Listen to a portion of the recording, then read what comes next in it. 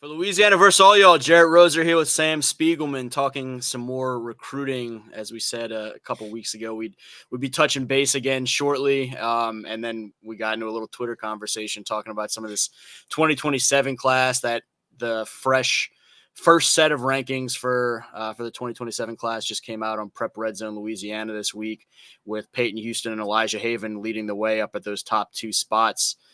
Sam, appreciate you as always taking some time.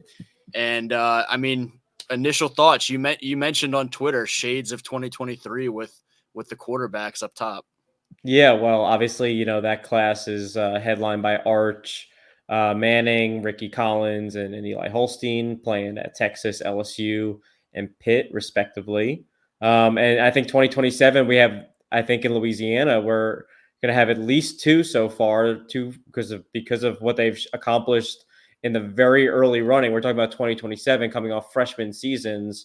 That are going to be in the national spotlight. Elijah Haven had played his freshman season at the Dunham School.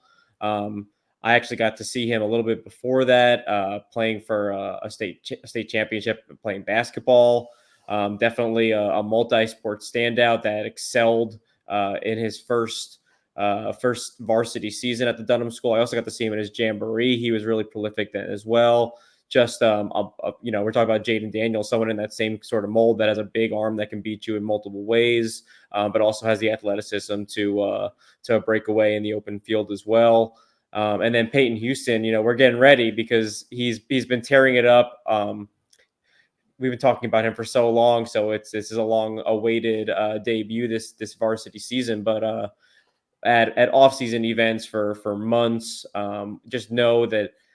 He's going in at Evangel he's going to be throwing the ball quite a bit. I think in terms of twitch in his movements, he has a phenomenal arm. He can put it anywhere on the field. Really just advanced passer. Again, this is not based off live action, but in camp settings and competitive camp settings.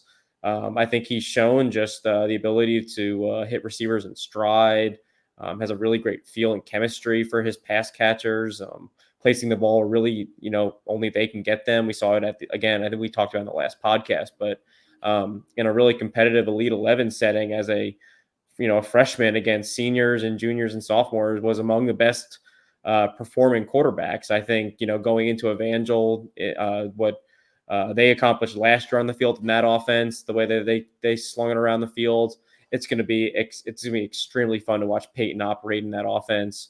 I'm sure he's been studying that playbook week in, week out. And in terms of early comparisons, I feel like the early comparison to give people what his play style is like is Kyler Murray. Such a polished passer at such a young age, and just seems to kind of always have a great feel for what's going on, and just completely the offense runs through him. So I'm super excited to see what this really finally looks like, as opposed to what we've been kind of hypothesizing for several years at this point. So I mentioned when we were tweeting that I'm not even sure if it's a hot take. I live in like a very not hot take world, and so you can tell me kind of like the heat ranking on this or whatever. But I'm thinking right now I have a confidence level in saying that this 2027 quarterback class will be better than that 2023 quarterback class, because the two guys that you talk about up top are, I think, clearly the head of the class, but I really like what I'm seeing already, again, extremely early on, from Malachi Ziegler at Benton, Kingston Johnson at Live Oak, Carson Sellers, one of the two young quarterbacks at Alexandria, and there's a few other guys that I really like. And so there's a depth there. I wouldn't be surprised if all of those top five guys potentially end up being pretty big, Power 5, Power 4, high major, whatever, quarterback signees. And again, they're freshmen right now, but in terms of what we're seeing from them early potential, I know that we were hyped about that 2023 class really early on, but I think this 27 class is really positioned to be better. Well, I think, if I recall correctly, Arch was the number one player in the country, and with Eli and with Ricky, you had, I think they were at least in the top 200, top 250, 300 for sure. I think with Peyton and Elijah, I think both of them are no brainer. Four-star guys at the very least. Obviously, pending what this sophomore very important next step in their development looks like.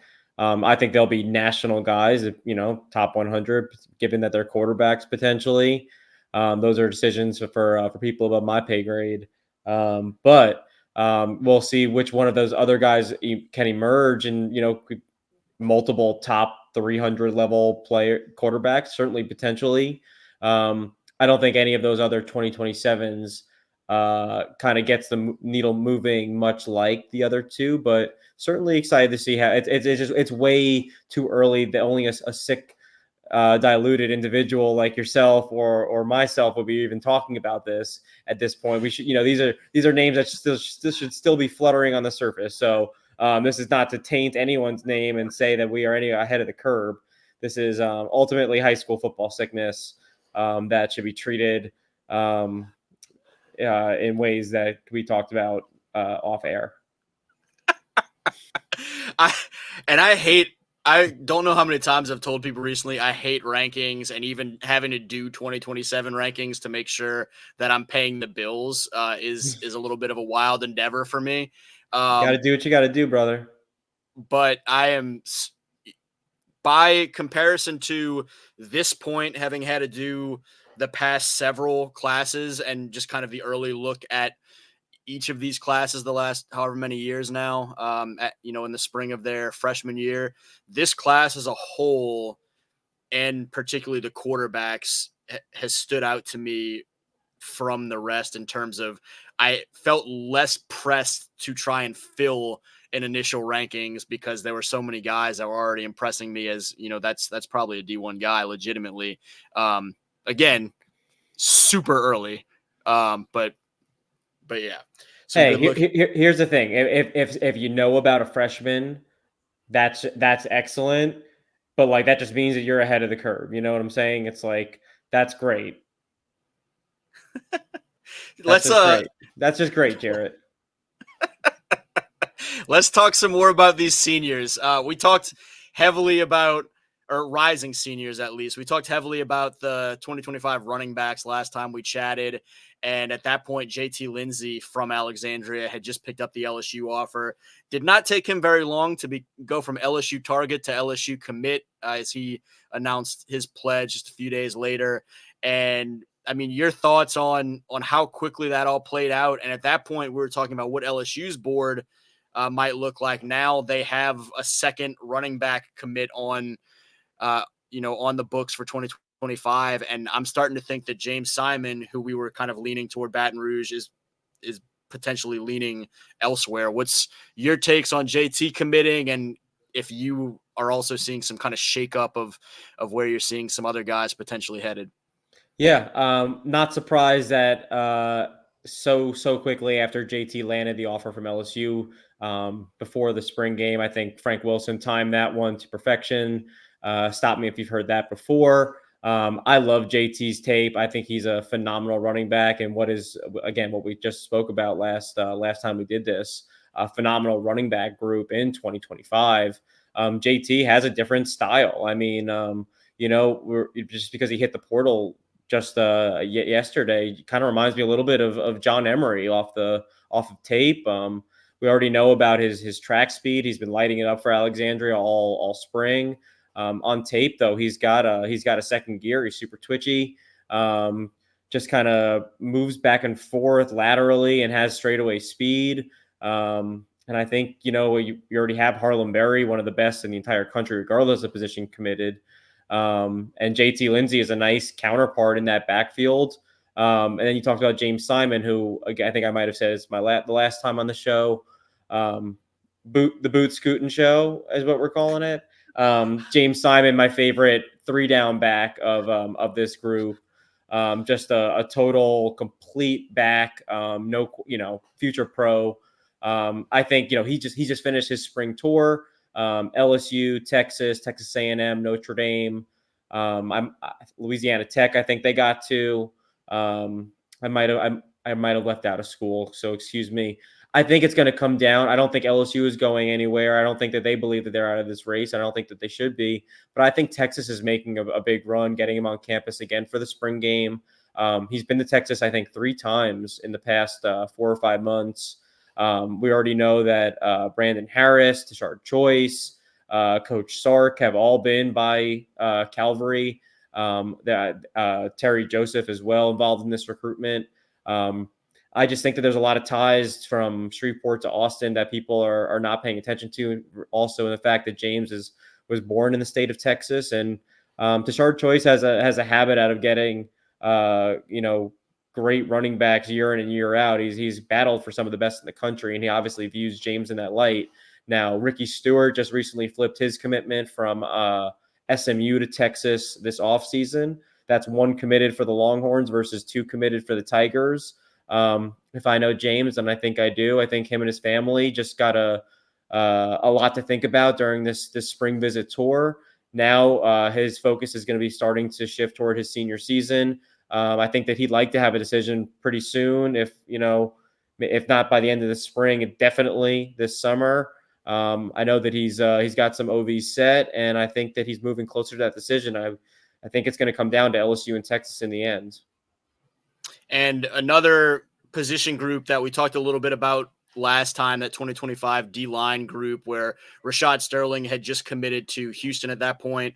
We said we'd talk more about that position group this time around, and we have another commitment too in Joshua Lewis from Dutchtown announcing his commitment this week to Missouri. But how impressed have you been thus far with the depth of talent in that defensive line group, both some interior guys and some ends? And I know Josh is a guy that we both like quite a lot. You've been singing his praises, including that last conversation. Thoughts on him becoming an SEC commit up with Mizzou? Yeah, I think that I think that these guys sort of surfaced kind of late in their junior seasons. To be perfectly honest, midway through, all these guys started to surface, and we see how the recruitment kind of blossomed soon after. So I wouldn't be surprised if maybe this spring, maybe early on this fall, another name or two pops up. One other name that I think goes with kind of gets overlooked, but I'm a huge fan of, and I think could be prime for a big senior season, and I'm excited to get to hopefully this spring, definitely in the fall. Corey Adams over there at Edna Carr, I think he's probably just someone who I think is primed. He's taken a leap every single year, and I think his senior year is going to be his best. But we talked about Rashad last time. I think that was a great get for Coach Fritz over there in Houston, keeping those strong 2-lane ties and bringing them out to the what's the Bayou H movement, I think they're calling it. That's what the kids are calling it. I hope I did it right. Otherwise, I've taken a step backward. But then we talked again. Josh Lewis was someone who not only I thought had a great junior year at Dutchtown, but really just turned my head in a big way at the Under Armour Houston camp a couple of weeks ago. He's impressive off the bus, moves really well, kind of bouncy, spry for a big, thick interior defensive lineman that I think could also kind of play a little bit on the edge as a run, setting the edge and playing against the run, but moves really well in and out, getting after the quarterback, kind of smooth, but also like quietly powerful. And again, it's just someone who kind of blew up as a junior. So it'll be pretty telling. Missouri, very quick to offer him. I think I mentioned on the show that he was going to set his OV. He has his OV in May. Great early get. I don't think that Houston or Tulane is going to go anywhere in his recruitment. And if his senior year goes how I think it is, I wouldn't be surprised if another SEC team or two gets in the mix, maybe even throws an offer his way this spring. Yeah, he's exploded this spring. He's not one of that list of defensive linemen that I was watching more of this year as juniors. One of whom I should shout out, we didn't talk as much about, but Brody Watley from Neville, another Right. new Power 5 or Power 4 commit with his announcement a couple days ago to Baylor. But Josh kind of stormed into the recruiting scene just a few months ago and has just continued to rise ever since. And I mean, again, that list of good 2025 defensive lineman coming out of Louisiana is very impressive and seems to continue to grow every month or so. Does Dave Aranda have real estate in North Louisiana? Like, what is going on? Does he own the? Is it 318 Dave? Look, whether it be north or south, Dave Aranda and the LSU Tide folks that have made their way out to Waco have done a really nice job of identifying particularly defensive talent and getting a little bit ahead of their peer college programs with some of these guys. And when I see a Baylor offer come into a Louisiana Defender the last couple of years, definitely, it carries a little bit of weight. They've done a nice job. Totally. And let's end the suspicion. Dave Aranda vacations in Shreveport, and let's just say that. There you go. And Bossier to be specific. There you go. Let's get that on the message boards as breaking news from the Louisiana versus All Y'all channel. Sam Spiegelman, really unpacking the behind the scenes success of Dave Aranda's recruitment of Louisiana still.